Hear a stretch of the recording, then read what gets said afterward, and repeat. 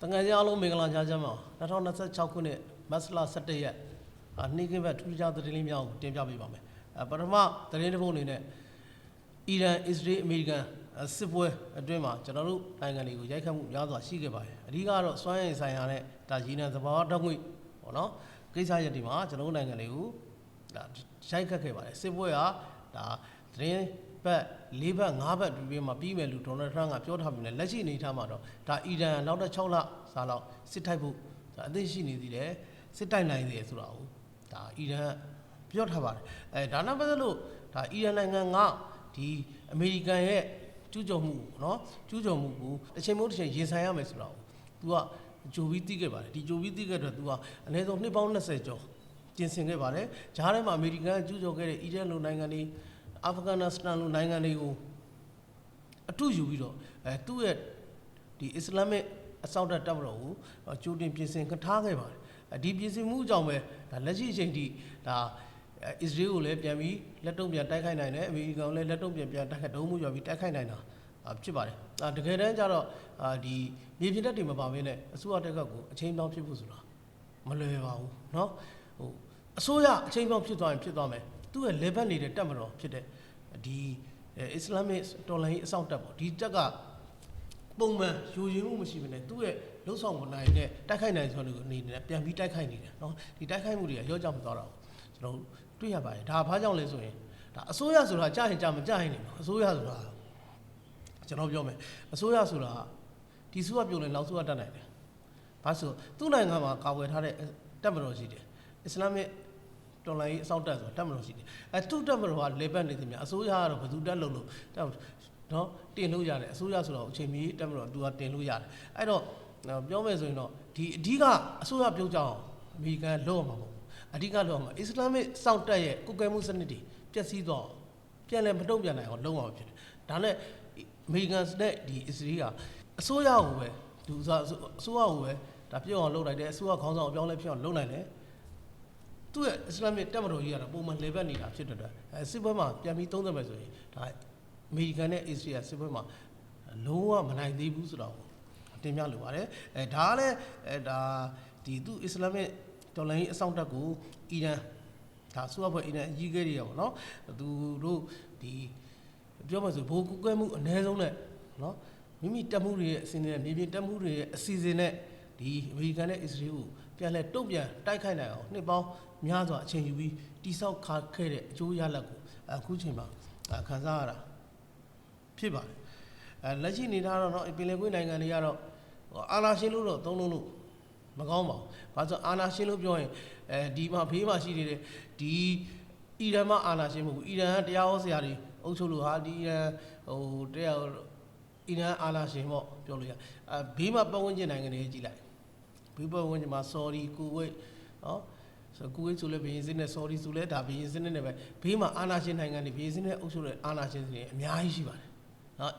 ်လက်ရှိအမေရိကန်အစ္စရေးတက်တီကျူးကျော်တက်ခိုင်းနေတဲ့အီရန်နိုင်ငံတနိုင်ငံနဲ့အာဏာရှင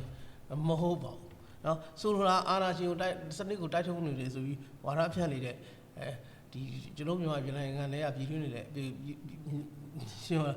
်သူတို့ကြောင့်လည်းသိမပြောချင်ပါဘူးเนาะမြန်မာနိုင်ငံအတွင်းကလူတွေလည်းရှိပါတယ်တကယ်တမ်းကျတော့အဲ့ပင်လယ်ကွေ့နိုင်ငံတွေအကုန်လုံးကအာဏာရှင်စနစ်နဲ့အုပ်ချုပ်နေတာပဲဒါအီရန်ဆိုတာလည်းဘီယင်စနစ်ပြိုလဲပြီးတော့ဒါတရားဟောဆရာတွေဒါအုပ်ချုပ်တဲ့စနစ်ဖြစ်လာတယ်တစ်ဖက်မှာဘီယင်စနစ်အုပ်ချုပ်တဲ့နိုင်ငံတွေအများကြီးရှိတယ်အာဏာရှင်နိုင်ငံတွေပဲဖြစ်ပါတယ်အဲ့တော့အာဏာရှင်ကိုတိုက်ရမယ်ဆိုရင်တော့ပင်လယ်ကွေ့ဒေသအကုန်လုံးတိုက်ရမှာဖြစ်ပါတယ်လက်ရှိကတော့ဟော်မုရေလက်ကြားကိုအီရန်ကပဲဆက်လက်ထိန်းသိမ်းထားပါတယ်ဟော်မုရေလက်ကြားကန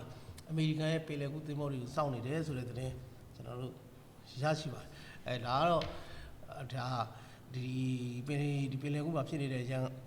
်အီရန်အစ္စရေးအမေရိကန်တို့ရဲ့စစ်ပွဲအခြေအနေလေးကိုတင်ပြပေးတာပါဒါနဲ့နောက်ဆက်တွဲဘာတွေဖြစ်လာဆိုတော့ကျွန်တော်ရှေ့တော့အာရှနိုင်ငံတွေမှာဒါဒီစွမ်းရည်ချီတာမှုတွေ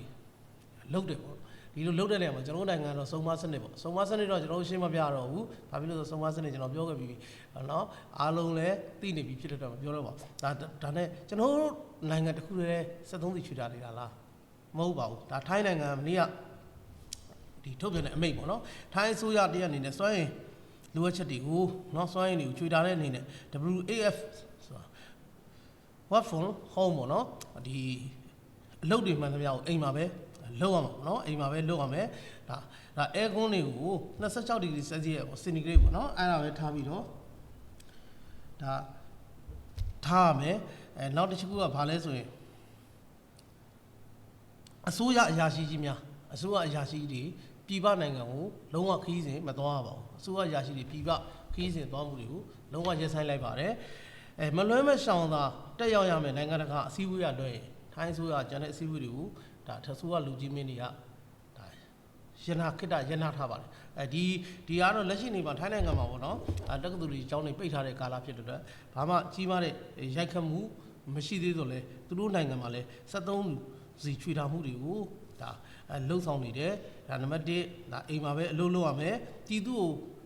တွေကိုဝန်ဆောင်မှုပေးတဲ့လုပ်ငန်းတွေကလွှင့်ရင်ဒါ not from home ပဲအကုန်လုံးအိမ်မှာပဲအလုပ်လုပ်ရမယ်အစိုးရအရာရှိတွေပြည်ပခီးစဉ်သွားလာမှုကိုယာယီရက်ဆိုင်ထားတယ်ဒါအဲကွန်းနေ26 degree centigrade ပဲဆက်စီရပဲထားရမယ်အဲ့တော့ဟိုဒီပြောမယ်ဆိုရင်တော့ဒါသူတို့နိုင်ငံမှာလေသူတို့နီးသူတို့ဟန်နေတဲ့ဒါဒီစွမ်းရည်နဲ့သဘာဝထောက်ငွေရင်းနဲ့ပတ်သက်ပြီးတော့ပြည်ချူတာရေးလုပ်ငန်းတွေကိုအပြည့်အဝဆောင်ရွက်နေတယ်ဆိုတာလေးကိုတင်ပြပေးတာအလားတူပဲ BNN နိုင်ငံမှာလဲ work from home အိမ်မှာပဲအလုပ်လုပ်ရပါတယ်ပြည်သူဝန်ဆောင်မှုပေးတဲ့လုပ်ငန်းတွေမှာအပကျန်တဲ့နော်အယုံတွေအကုန်လုံးပိတ်ပြီးတော့အိမ်မှာပဲအလုပ်လုပ်ရပါတယ်အလားတူပဲဖိလစ်ပိုင်မှာလဲတစ်ပတ်ကိုယုံ4ရက်ပိတ်ပြီးတော့4ရက်တက်ရပြီးတော့3ရက်ပဲ3ရက်အိမ်မှာနေရတယ်ပေါ့နော်4ရက်ပဲဒီယုံမှာအလုပ်လုပ်ရတယ်ဆိုတဲ့သတင်းတွေကိုကျွန်တော်တို့ရရှိထားပါတယ်ဒါကတော့ဒီအရှေ့လယ်ပိုင်းဒီအီရန်အစ္စရေးအမေရိကန်စစ်ပွဲရဲ့ဒီကျွန်တော်နိုင်ငံလေးပေါ့ရိုက်ခတ်မှုလေးတွေကိုကျွန်တော်တို့တင်ပြပေးတာဖြစ်ပါတ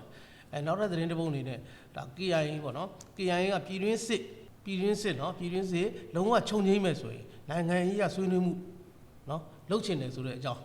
ဒါ KIA ကတရုတ်ကိုလှမ်းပြီးတော့ပြောတာရှိပါတယ်အဲ့တော့ဒီလိုစကားသံဘာလို့ထွက်လာလဲဆိုတာတော့ဒါကျွန်တော်တို့ခင်ဗျားတို့အားလုံးမြန်မာနိုင်ငံရဲ့ထုံးစံတိုင်းသိပြီးသားပေါ့နော်စီးရေးရှင်တွေမနေကြမယ်နဲ့ဘယ်လက်နက်ကိုင်မှဘယ်လက်နက်ကိုင်ဖွဲ့စည်းရမှာငြိမ်းချမ်းရေးစကားမပြောပါဘူးဒါကျွန်တော်မြန်မာနိုင်ငံရဲ့အလေးအထားဖြစ်ပါတယ်ဒါကျွန်တော်မြန်မာနိုင်ငံရဲ့အလေးအထားထုံးစံရိုးနေတဲ့ကိစ္စတွေပေါ့နော်ဒီလိုပဲ KIA ကလည်းအခုဆိုရင်ပြည်တွင်းစစ်ဟာချုပ်ငြိမ်းမဲ့ထာဝရချုပ်ငြိမ်းမဲ့အခြေအနေမျိုးဆိုရင်သူတို့မြန်မာဆိုရတဲ့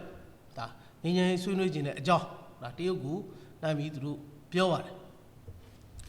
စောစောကျွန်တော်ပြောခဲ့သလိုပဲဒါဒီစီးရေးချင်းတွေကိုကျွန်တော်ပြန်ပြီးကြည့်အောင်စီးရေးချင်းတွေ KIA အဖွဲ့ကစီးရေးချင်းတားနေတယ်ဆိုရင်ငင်းငယ်ကြီးစကားဘယ်တော့မှမပြောပါဘူးเนาะဘာနေရာတွေမှာရင်းနေငယ်လဲဘာတွေဖြစ်ခဲ့လဲကျွန်တော်ဆက်ပြီးတင်ပြပေးပါမယ်ပထမဦးဆုံးနေတဲ့ဗမော်တိုက်ပွဲဗမော်တိုက်နေတာနှစ်ပေါင်းနှစ်နဲ့ချီနေပါเนาะနှစ်3နှစ်လောက်ရှိနေဗမော်ကိုယနေ့ထိမရသေးပါဘူးဗမော်ပို့တဲ့အင်အားစုမှန်သမျှဟာဖွဲ့စည်းပုံပြတ်ပြီးတော့အကြဆုံးနေများခဲ့ရပါတယ်အခုဆိုရင်အင်းတော်ဒေသကဒီအများစုရှမ်းပြည်လူမျိုးတွေနဲ့ PDF တွေကိုဒါဗမော်ဒေသကိုလွှတ်မယ်ဆိုတဲ့သတင်းထွက်ပေါ်တဲ့အတွက်တချို့အဲ့ဒီဒေသမှာတောင်းထမ်းဆောင်တဲ့လူတွေသူတို့ဒေသလွင်ဟိုဘက်ကမသွားချင်ဘူးအဲ့တော့ထွက်ပြီးဒီ KIA အဖွဲ့တွေကထွက်ပြေးတယ် PDF အဖွဲ့တွေကထွက်ပြေးတယ်လူတွေအများကြီးရှိပါတယ်PDF ဘက်ကဒါ KIA နဲ့ PDF ဘက်ကဒါလူအင်အား 6000 လောက်ထွက်ပြေးတယ်ဆိုရင်ဒါရှင်းရှင်းပြောရင်ခင်ဗျားတို့သုံးသက်ကြည့်ပေါ့နော်ဒီအနေထားကိုဘယ်လောက်တော့ဒီထွက်ပြေးနေကြတယ်ဆိုတော့လက်ရှိအနေထားမှာလည်းအင်းတော်ဒေသက KIA နဲ့ PDF တွေနော်အဖွဲ့တွေကိုဗမော်ပို့မယ်ဆိုလို့ဒါထွက်ပြေးနေကြတာအများကြီးရှိပါတယ်